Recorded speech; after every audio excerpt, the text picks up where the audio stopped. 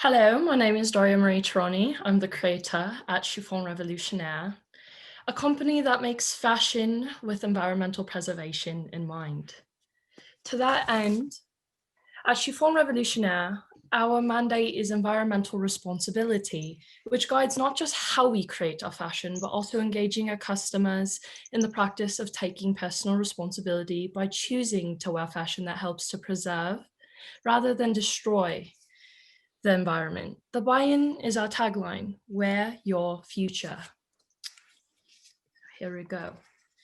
So traditionally, the fashion industry has a problem with being wasteful. It takes approximately 700 gallons of water to make a singular cotton shirt, and it takes 80 years for clothes to break down, and this does not include clothes made of plastic. In addition to that, the fashion industry produces 10% of world carbon emissions, and although the average woman spends $1,800 to $4,800 a year on clothes, on average, shockingly, clothes are worn 7 times only. It's unbelievable. So the solution. So at Chiffon Revolutionaire, we pride ourselves on, like I said earlier, environmental sustainability. And yeah, so our plan to fix this, our clothing production process reduces waste by using AI to match outfits to our client's specific tastes. We use sustainable and recyclable fabric for our own clothing brands called clusters and our partnerships with secondhand stores. Moving on.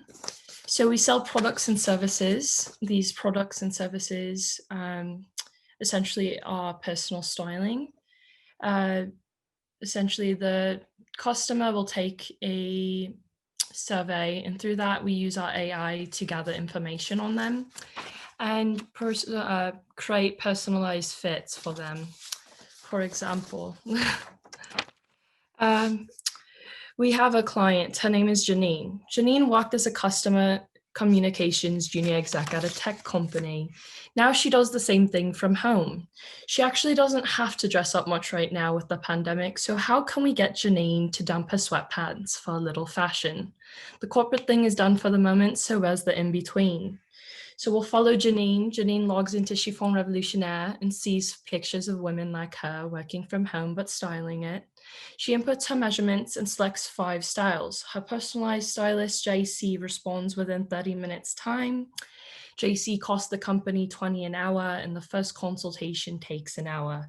The time that JC needs to spend with Janine will decrease as Janine's AI profile builds. And in addition to that, JC will show Janine how she's making an impact in a positive way for our environment.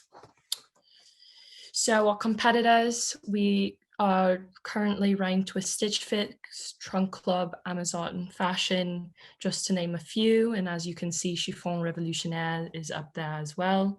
We are more convenient and more personalized due to the AI we use and different algorithms. So our competition, our main one is Stitch Fix, who they are. Stitch Fix is currently #1 in affordable personal styling. Although Stitch Fix is dominating the market, they do not practice sustainability and have given into fast fashion, which is something we're trying to change here at Chiffon Revolutionaire. Oops. So our business model. So we practically, like I said earlier, use a survey, and from that survey, we collect data which, in turn creates client loyalty, because with the AI, it makes precise, we understand our clients' tastes and needs, so we can better fit, and style them the way they like. So the average price point for each item is $60, but it costs no less than $15 to manufacture all 15 items in general, or in total, in which we send to our client. We monetize, in addition to that, we monetize off consumer data or customer data. Because we can see what's trending and selling, we can sell the data to fashion brands and fashion forecasting companies.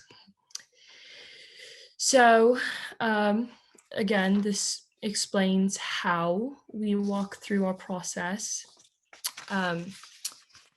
So in addition to, reducing waste, we educate the client. We help the client to make choices that not only circumvent the traditional wasteful processes for creating clothing, but we help the wearer to feel confident that she, he, or they are living, breathing example of the idea that small choices may collectively create big results. Through the use of AI and advanced algorithms, customers are aligned with their values. These values are based on a simple but comprehensive survey, which explores things such as the one senses of what it means to be a steward of the earth. We have various clothing clusters, as mentioned earlier, assembled to reflect those values. For example, the All in Earth group will be offered only organic natural fabrics like cotton and flax with neutral colors. In addition to that, however, we aren't going to allow them to be boring. In fact, with this package, they get free ongoing accessorizing lessons and access to local artisans who make one-of-a-kind and/or custom jewelry for that individual.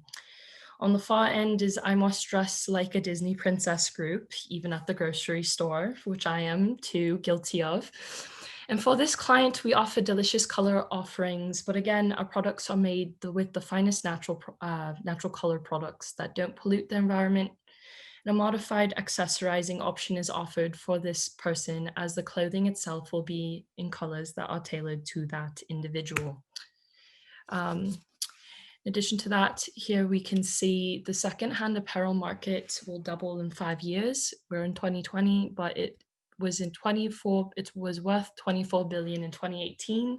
By 2023, it should be 51 billion. In addition to that, there's a compound annual growth rate of 26.2% in the smart clothing market. And right now as of last year, it was worth 1.6 billion, and we should see it increase by 5.3 billion at the year of 2024. A market opportunity. So the total global fashion sales annually is 2.5 trillion in the fashion industry.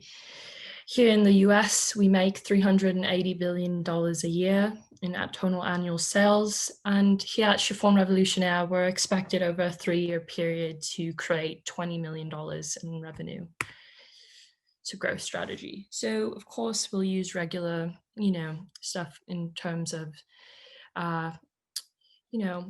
marketing through social media, through other means and referrals, but marketing isn't too big of an issue here at Chiffon Revolutionaire. Due to the AI, we have a strong customer loyalty because all clothing is based on the client's personal tastes and preferences.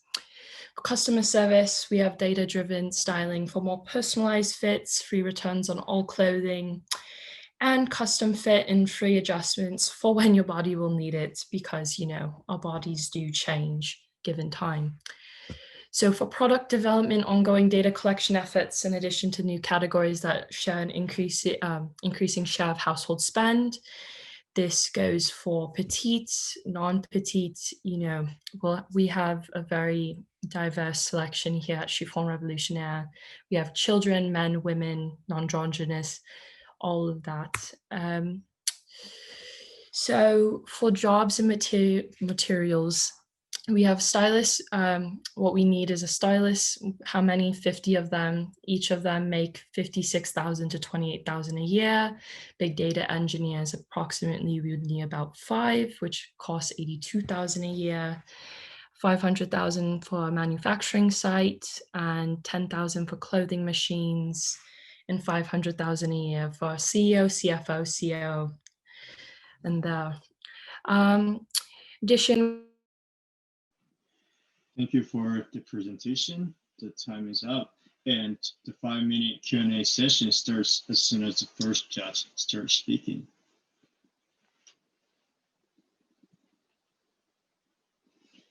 The time is for you, judges.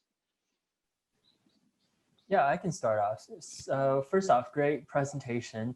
I really love your concept and idea. I would like to know more specifically, how do you plan to bring the product to market? You mentioned some very traditional venues in terms of marketing the product itself, but how do you make yourself stand out among your competition? Because it seems like the barrier of entry is fairly low for the product. Sure. So through what makes our product different is we're giving the the customer buy-in on how they're changing the world in a positive way through environmentally, being an environmentally friendly company. What makes us different, and what makes us not really need marketing as much, is we, through the AI, it makes it very personalized to that individual client. So the success rate for the client liking the items is quite high. So just through word of mouth alone, we could see this, for example, through Stitch Fix. It grows rather fast because AI is much more spot on than, just personal. If I thought, oh, I think this person would like this. No, well, now I have data to back it up. So now if I have data and I know and understand this person's wants and needs, because I have access through the social media and various other things, then financially, in other words, I wouldn't really need to worry about marketing, because, if people like what they like, of course, through word of mouth and through other things, it'll spread. Yes. Do you have any other questions? You can keep sharing your screen. Oh, yes, my bad. I have one question. So Sure. if you just go back to the slide where you're talking about your business model, Right. you mentioned that you're going to give them, similar to Stitch Fix, a discount if they buy the whole package of items, and then you're also going to accept all returns. I'm curious about what you're going to do with returns, considering the clothing industry, and typically clothing e-commerce has like a 40% return rate. And so I'm curious what you're going to do with these extremely customized, custom tailored products, which you potentially couldn't use on anyone else.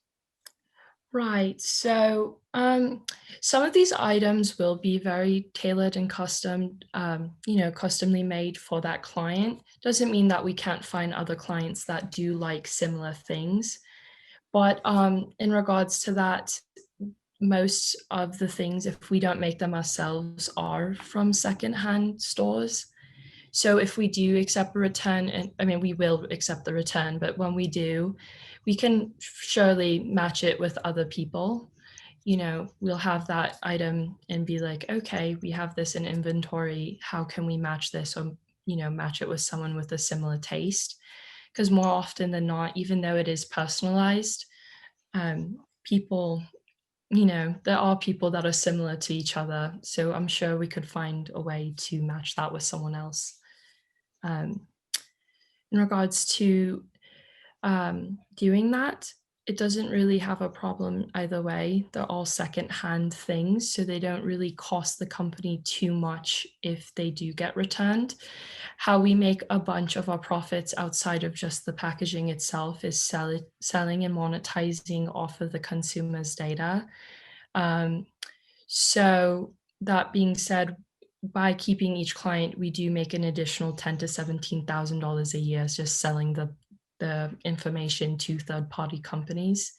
But yeah, also, yeah, due to trying to keep it environmentally friendly too, I'm sure that we could find a way to bring or give certain clothes that aren't a hit to, third world countries or countries that people need clothing.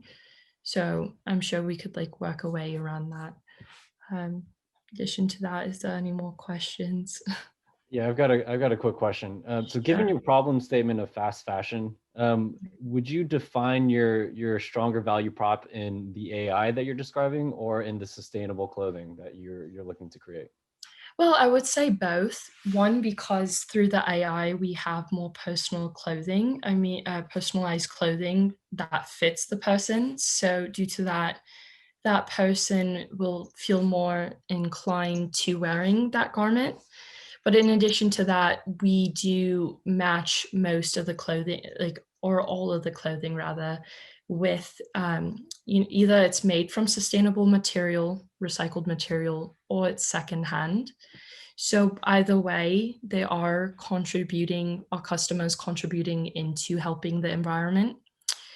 So yeah, it's both. I would have to say, not one or the other. But I guess through creating sustainable fashion and giving it through secondhand clothes and recycled garments, it does have more an impact, I suppose, than AI. But they kind of go hand in hand. Okay, thank you so much for the Q&A session. And No thank worries. you for Chiffon's Revolutionaries for your presentation.